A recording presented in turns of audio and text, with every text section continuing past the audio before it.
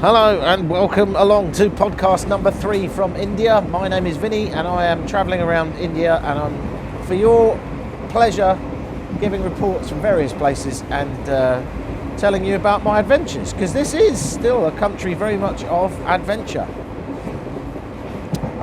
It's not quite like a lot of other countries in this modern day. I was recently in Jaipur, and I'm now on a train to, oh God, I've forgotten where I'm going. It begins with J. It will come to me later. I've forgotten where I'm actually going. I'm a bit tired.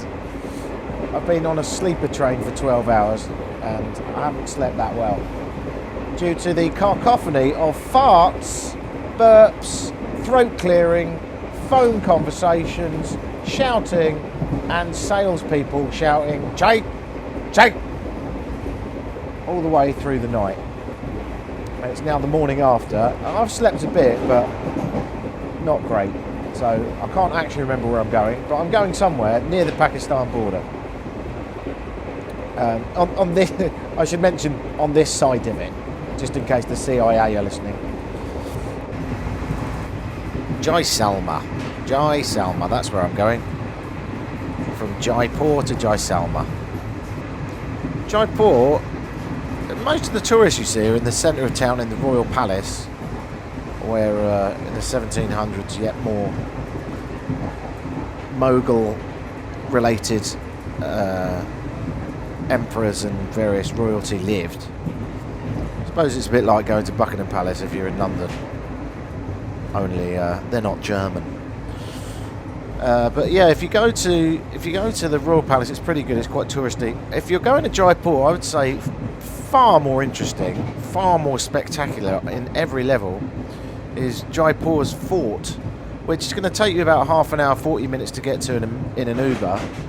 But it's well worth it. When you get there, you can walk all the way around one of the forts. There's actually 3. They are absolutely enormous. I'm talking probably all 3 of them hundreds of square kilometres. All semi-walled cities of their own, and full of the usual beautiful marble arches, places for dancing ladies, fountains and jewels. These people knew how to live. Or more to the point, they knew how to live and how to ignore everyone outside the walls. Unlike Europe, where it was really different. Anyway, it's definitely worth a look in. Jaipur Fort. Just a spectacular place to be. And you can do that thing where you go proper touristy and stick some headphones on and do the audio tour. So you don't even have to think. There is no bar there though, which means that when you feel like you've deserved a hot beer, you have to leave, and then where all the taxis are and stuff over the road, there's a couple of cafes, and we said, oh, can we get a beer in here? And it's a bit up and down, the whole beer thing in India, well, in this part of India anyway. I'm not sure about the rest of it, because they said no, there's no beer to be had. But if you go and see my cousin Abdul round the corner, he could probably sort you out. So you go and see Abdul, and he's got his own cafe type thing, and I'm like, do you sell beer? And he says, yeah, just go out the back into that room there, and I'm going to shut the door on you, and you're the only one in there, and then I'm going to bring you a cold beer. So you could sit on your own. You could sit outside looking at the glorious fort if it were legal, but I'm starting to think it's not. If it's not illegal, it's certainly frowned upon. It's really weird, because other places you go, you can get a beer. So I'm not quite sure of the rule, but alcohol is not entirely freely available.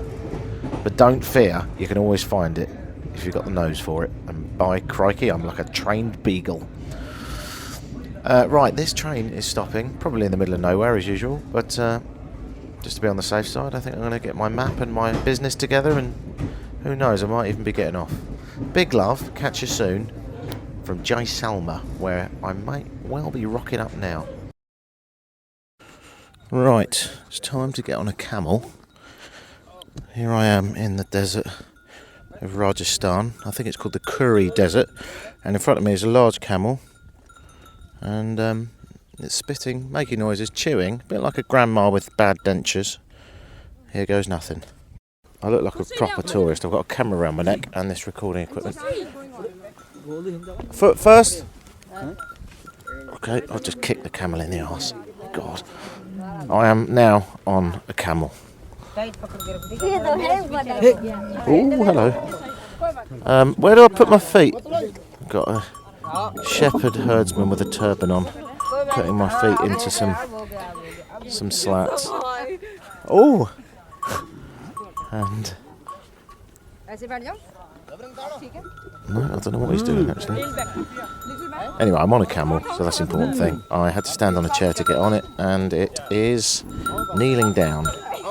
And I am a little bit scared.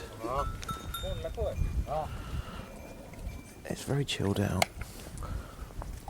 Oh, it's a bit wobbly. That's the herdsman, and he's saying, "Oh," he said, "Get up" in his clicking language, and now the herdsman is. Oh my God! Sitting on a camel,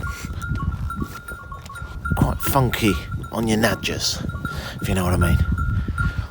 Oh, but it's better than a horse for bollock squash.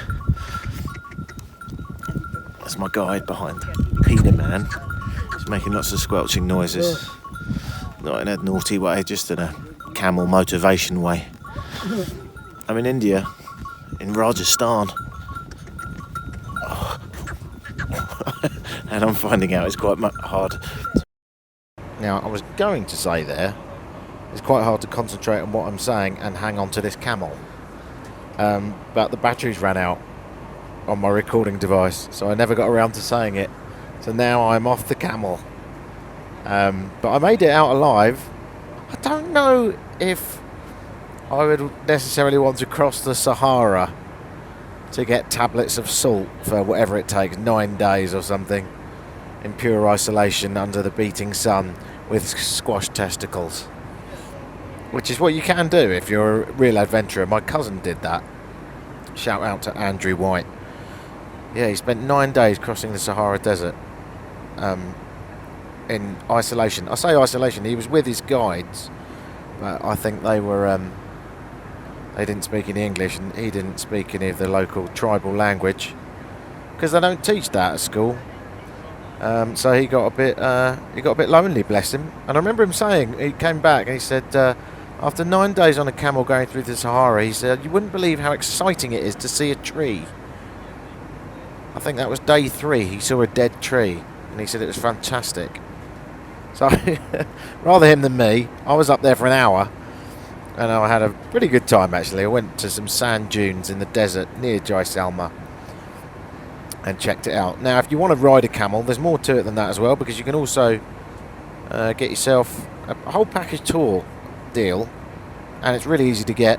When you arrive in Jaisalmer, you'll be offered, as soon as you get to your hotel, would you like to go on a camel and do this whole tour thing? You'll be offered it by the hotel. You'll also be offered it by the taxi driver, the tuk-tuk driver, the barber, the candlestick maker, the shaker, the baker, the Quaker, and everyone else that you meet. So yeah, if you want to get yourself down there, that's one thing you can do. And if you do get the deal, you can get loads of stuff involved in it.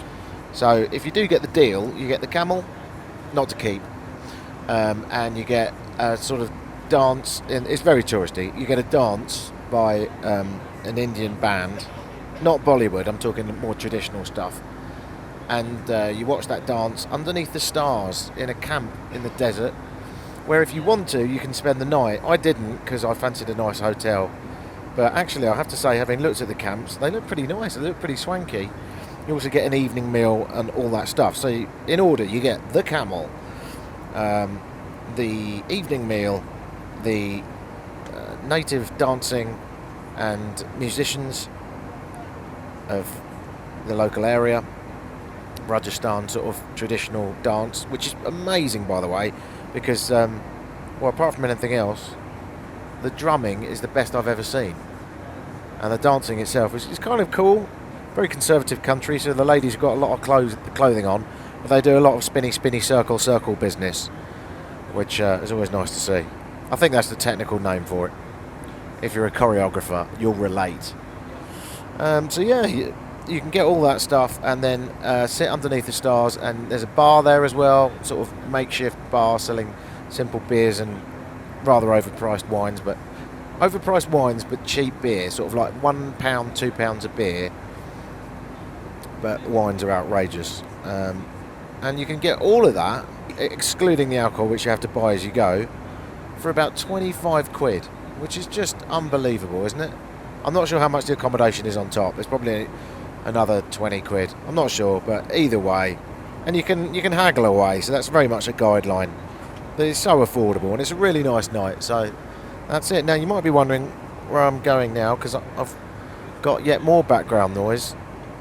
Well, as I say, if you go around Jaisalmer, if you land in Jaisalmer, and you've never been anywhere in India, then it really is worth a look around the forts and the various sites. But to be honest with you, if you've already been to Delhi and Agra and Jaipur, you have had enough buildings. So I am fully buildinged out. So I'm on the way now to Kerala in the south of India, which is about a 4-hour flight south, which I'm really looking forward to, because Jaisalmer was a bit more chill than the cities, and it wasn't full of pollution by any means. Large beige city, because it's all made out of sandstone, and half of it's in the desert itself, so everything's just beige. And although there are beautiful beige buildings with carvings to look at, it is cold at night, and I'm kind of done with the cold. So 4 hours south is proper tropical, and that's where I'm going now. Kerala, to see some palm trees and some boats and all that stuff. I nearly said babes, but I don't think it's that kind of a trip. Sorry, my inner teenager came out. Yeah, man, we're going to see babes and like bikinis, dude. It's going to be totally awesome. No, I think it's still be cultural. This is a cultural trip,